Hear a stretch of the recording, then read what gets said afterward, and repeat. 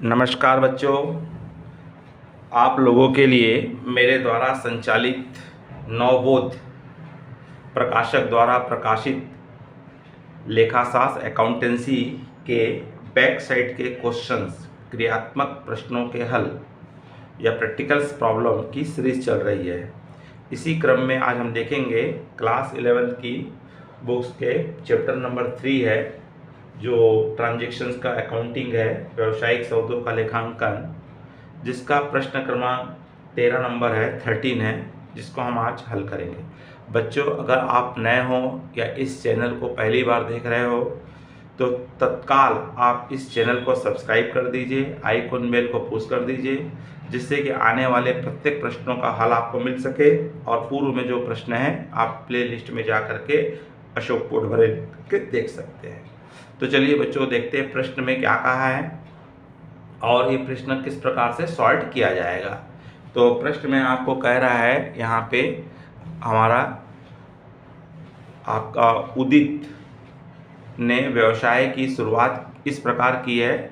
उसने कैश में 5 लाख रुपए लगाया है, गुड्स का 1 लाख रुपए लगाया है, नगद पर भवन क्रय किया है 2 लाख रुपए का, हिमानी से माल परचेस किया है, गुड्स परचेस हिमानी 50,000 का, आशु को माल बेचा है 25,000 के माल को 36,000 में बेचा है, paid insurance premium 3,000 rupees, rent outstanding 5,000 रुपये, बिल्डिंग पर डेप्रिसिएशन लगाया है 8,000 रुपये, cash withdraw for personal use अपने व्यक्तिगत उपयोग के लिए 20,000 रुपये निकाला है, रेंट रिसीव इन एडवांस अग्रिम किराए से प्राप्त हुआ है 5,000 रुपये, हिमानी को नगद भुगतान किया, cash paid to Himani 20,000 rupees, और आशु से नगद प्राप्त किया है, cash receive from Ashu 30,000 rupees. तो इस तरह से बच्चों ये प्रश्न है। अब इस प्रश्न को हम सॉल्व करते हैं। तो इसको सॉल्व करेंगे बच्चों, तो सर्वप्रथम इसका हमको कॉलम बना लेना है। इसको 2 पार्ट में बांटा जाता है, एसेट साइड और लायबिलिटी साइड, और ट्रांजैक्शन का एक कॉलम होता है। तो यहाँ पर एसेट साइड में हमारे कॉमन जो आइटम्स होता है, कैश कंपलसरी है, स्टॉक या गुड्स कंपलसरी है, और डेटर्स जिसको हम उधार माल बेचते हैं, और इसके अलावा कोई हमारी एसेट्स होती है या प्रीपेड होता है। और लायबिलिटी साइड में हमारा आ जाता है कंपलसरी कैपिटल्स आता है, और एक्सटर्नल लायबिलिटीज में क्रेडिटर्स, आउटस्टैंडिंग एक्सपेंसेस या अनएक्रूड इनकम। तो चलिए बच्चों स्टार्ट करते हैं। तो पहला ही ट्रांजैक्शन हमारा क्या बोला है यहाँ पे, उदित ने व्यवसाय की शुरुआत की, कैश 5 लाख रुपए लगाया, और गुड्स कितना लगा रहा है 1 लाख रुपए। तो सबसे पहले आपके कैश में क्या आ जाएगा, 5 लाख रुपए आ जाएगा। कैश में क्या आएगा आपका 5 लाख रुपए आएगा, और आपका स्टॉक लगाया है इसने कितने का, 1 लाख का। तो इस तरह से आपके पास मालिक ने कितना इंट्रोड्यूशन किया है, 6 लाख रुपए अपने व्यापार में इन्वेस्ट किया है। तो कैपिटल में कितना आ जाएगा, 6 लाख आ जाएगा। अब इस कॉलम को आप क्या कर दीजिए, बंद कर दीजिए, और यहाँ लिख सकते हैं न्यू इक्वेशन। तो न्यू इक्वेशन में दोबारा ये उतर जाएगा, पहली बार 5 लाख, 1 लाख, और यहाँ कितना रहेगा 6 लाख। अब उसके बाद बोलता है बिल्डिंग परचेज किया, बोलता है नगद पर भवन क्रय किया, purchase building for cash 2 lakh rupees की। जैसे ही 2 लाख रुपए की आप बिल्डिंग खरीदोगे तो बिल्डिंग में आपका 2 लाख रुपए की आपकी बिल्डिंग आ जाएगी, और नगद खरीदे हो इसलिए आपके पास से 2 लाख रुपए तत्काल क्या हो जाएगा, कम हो जाएगा, मतलब माइनस हो जाएगा। तो आपको कैश में से 2 लाख माइनस करेंगे, तो अब कैश आपके पास कितना बच गया, 3 लाख रुपए। 1 लाख रुपए का आपके पास गुड्स है, और 2 लाख रुपए की आपके पास क्या है, बिल्डिंग है। और लाइबिलिटीज में 6 लाख रुपए की आपकी ऑलरेडी कैपिटल बरकरार है। ठीक, जस्ट उसके बाद हम आएंगे, फिर हमारे न्यू इक्वेशन कल आएगा ये। उसके बाद थर्ड आइटम बोलता है आपका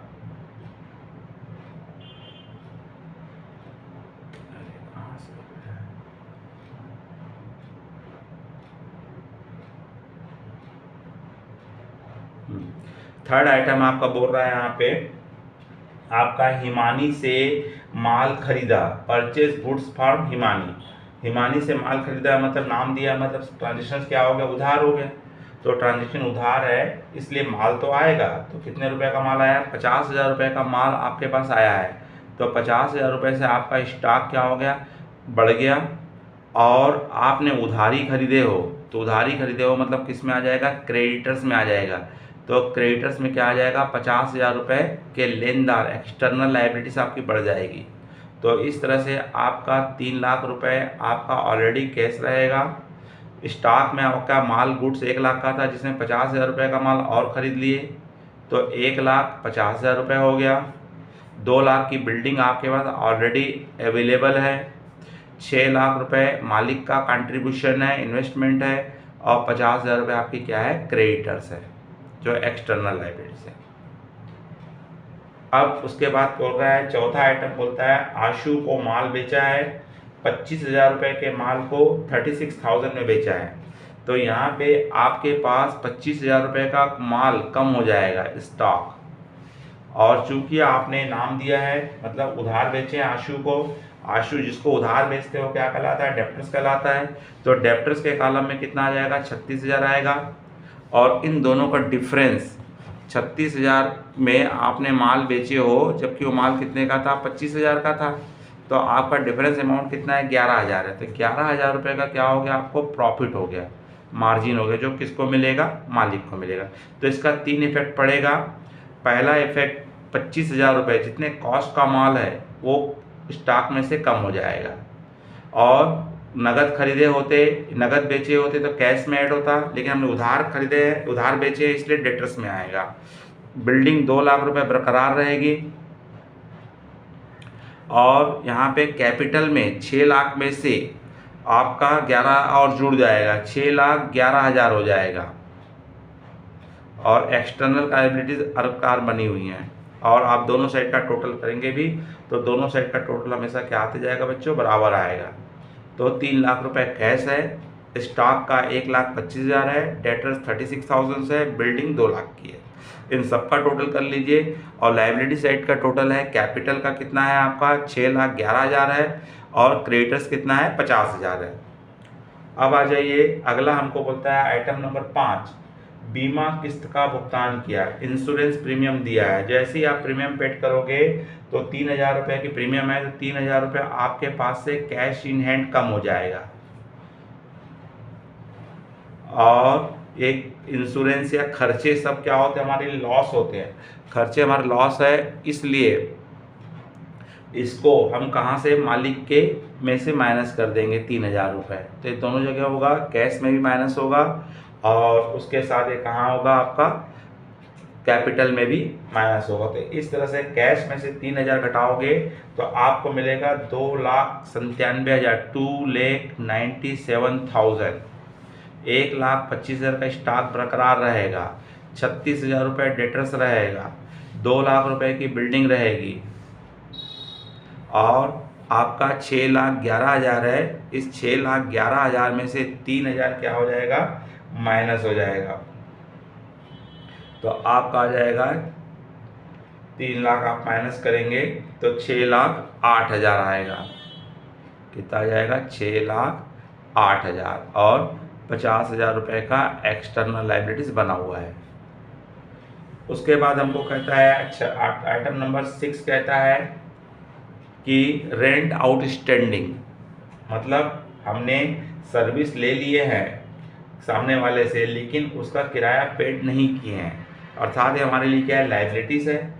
और इस लायबिलिटीज़ का प्रभाव जो पड़ेगा आपका बैलेंस शीट के लायबिलिटी साइड में ही पड़ता है, इसका एसेट साइड में कोई इफेक्ट नहीं पड़ेगा। तो इसका हमारा 2 इफेक्ट पड़ेगा। एक आउटस्टैंडिंग का कॉलम बनाएगा रेंट का, जिसमें हम क्या लिखेंगे? 5,000 रुपये। चूँकि हमने सर्विस ले चुके हैं, इसलिए हमारे लिए क्या हो चुका है? लॉस हो चुका है, इसलिए इसको प्रॉफिट एंड लॉस अपना कैपिटल में से क्या कर देंगे? माइनस कर देंगे। तो इसका डबल इफेक्ट होगा। तो पहले ऑलरेडी 2,97,000 रुपीज़ आपका बरकरार रहेगा, 1,25,000 स्टॉक रहेगा, 36,000 का डेप्टर्स है, और 2 लाख रुपए की आपके पास ऑलरेडी बिल्डिंग है। अब यहाँ पे 6,08,000 में से 5,000 घटेगा, तो 6,03,000 रुपये आपके कैपिटल ओनर का कंट्रीब्यूशन आएगा। और ऑलरेडी क्रेडिटर्स 5 लाख है, वो बरकरार रहेगा 50,000 रुपये। अब उसके अलावा 5,000 रुपये हमने रेंट का ले लिए हैं, सर्विस ले ली, लेकिन उसका पेमेंट नहीं किए हैं। उसके पश्चात हमको बोलता है, आपका 8वां आइटम बोल रहा है, 7th आइटम बोल रहा है आपको बिल्डिंग डेप्रिसिएशन ऑन बिल्डिंग, भवन पर ह्रास 8,000 रुपये। तो इसका इफेक्ट हमारा पड़ेगा बिल्डिंग पे पड़ेगा। हमारी बिल्डिंग जो है 2 लाख रुपए की, जिसमें डेप्रिसिएशन लग गया है 8,000 रुपये, तो 8,000 से कम हो जाएगा और ये लॉस है, इसलिए इस लॉस को ओनर बियर करेगा। तो ओनर के कैपिटल में से क्या कर देंगे, माइनस कर देंगे। तो यहाँ पे 2,97,000 बरकरार रहेगा, 1,25,000 और 36,000। अब यहाँ 2 लाख में से आप 8,000 घटाओगे तो 1,92,000 1,92,000 आएगा। और इधर 6,03,000 में से आप माइनस कर देंगे 8,000 रुपये, अपना 8,000 रुपये, तो आपको आएगा ये 5,95,000 5,95,000। और ये 50,000 बरकरार रहेगा और 50,000 रुपये का आउटस्टैंडिंग भी बरकरार रहेगा। उसके बाद अगला हमारा ट्रांजेक्शन बोल रहा है cash withdrawal from personal use. उसने अपने व्यक्तिगत उपयोग के लिए क्या निकाल लिया, उसने कैश निकाला है। कितना कैश निकाला है, 20,000 रुपये। तो 20,000 रुपये कैश निकाला है तो 20,000 रुपीज़ तुरंत आपका कैश इन हैंड कम हो जाएगा और उसकी मालिक की कैपिटल भी 20,000 रुपये से क्या हो जाएगी, कम हो जाएगी। तो इसका डबल इफेक्ट क्या पड़ा बच्चों, एक बार ये कैश में से क्या हो जाएगा, कम हो जाएगा, और कैश आपके पास कितनी है, 2,97,000 रुपीज़ है, जिसमें से 20,000 रुपये आपको क्या करना है, माइनस करना है। तो 2,77,000 और 1,25,000 बरकरार रहेगा, 36,000 भी बरकरार रहेगा, 1,92,000 भी हमारा बिल्डिंग्स रहेगी। अब यहाँ पे 20,000 रुपये आपका क्या हो जाएगा, कम हो जाएगा। किस में कम हो जाएगा, 5,95,000 में से 5,95,000 में से 20,000 रुपीज़ आप माइनस कर देंगे, तो ये आएगा 5,75,000 आएगा। और 50,000 रुपये ऑलरेडी बरकरार है और आउटस्टैंडिंग का कितना आएगा, 5,000 आएगा। अगला ट्रांजेक्शन आपको क्या बोल रहा है, अगला ट्रांजेक्शन बोल रहा है आपको यहाँ पे रेंट रिसीव इन एडवांस, यहाँ पे अग्रिम किराए की राशि प्राप्त हुई है। हमने यहाँ पे मकान किराए पे दिए हुए हैं, सामने वाले व्यक्ति ने हमको एडवांस दे दिया है, लेकिन हमने सर्विस नहीं दी। एडवांस मिल गया है मतलब आके कैश आ गया है, तो कैश क्या हो जाएगा, प्लस हो जाएगा। चूँकि आपने अभी तक सर्विस नहीं दिए हो, जब तक आप सर्विस नहीं दे देते तब तक आपके लिए क्या लाइबिलिटीज़ बनी रहेगी, इसलिए इसका सेकंड इफेक्ट पड़ेगा आपका आउटस्टैंडिंग कैपिटल लाइबिलिटी साइड में। आपको अनएक्रूड इनकम या एडवांस रिसीव इनकम बोल करके आपको कॉलम बनाना पड़ेगा, वहाँ पे आपको इसको शो करना पड़ेगा। तो इस तरह से हमारा इसमें 5,000 रुपये कहाँ हो जाएगा, कैश आ रहा है आपके पास, तो 5 आपका है 2,77,000 है, जिसमें 5,000 रुपये आप क्या कर दीजिए, ऐड कर दीजिए, तो आपका 2,82,000 आएगा।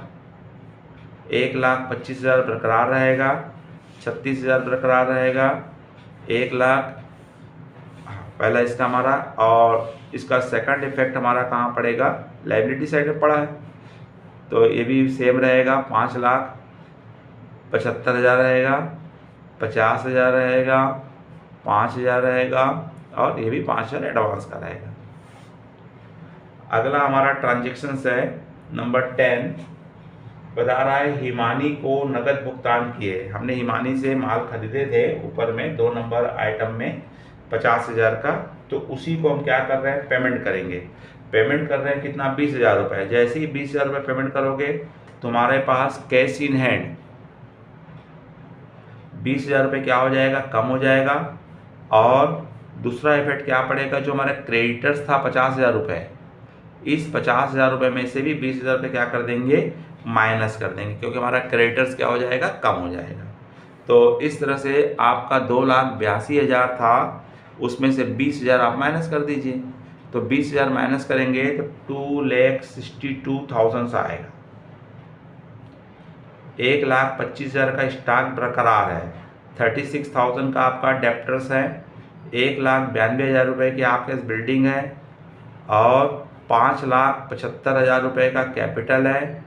हाँ, क्रेडिटर्स में आपका 20,000 कम हो जाएगा। अब आपके एक्सटर्नल लाइबिलिटीज 30,000 है, आउटस्टैंडिंग किराए का आपका 5,000 रुपये और एडवांस का आपका कितना है, 5,000 रुपये। लास्ट ट्रांजेक्शन हमको बोला हुआ है आशु से नगद प्राप्त हुए, तो आशु से नगद मिल रहा है कितना, 30,000 रुपये। आशु कौन था, तुम्हारे लिए डेप्टर्स था। तो आशु से आपको कितना मिला है, 30,000 रुपये। तो 30,000 रुपये से आपकी कैपिटल, आपका कैश इन हैंड बढ़ जाएगा, तो 2,92,000 हो जाएगा। स्टॉक में कोई इफेक्ट नहीं पड़ेगा।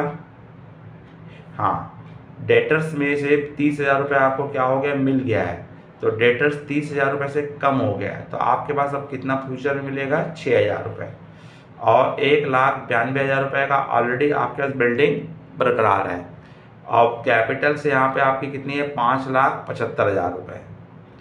30,000 रुपये का आपका क्या है, क्रेडिटर्स है, 5,000 रुपये आउटस्टैंडिंग्स है और 5,000 रुपये।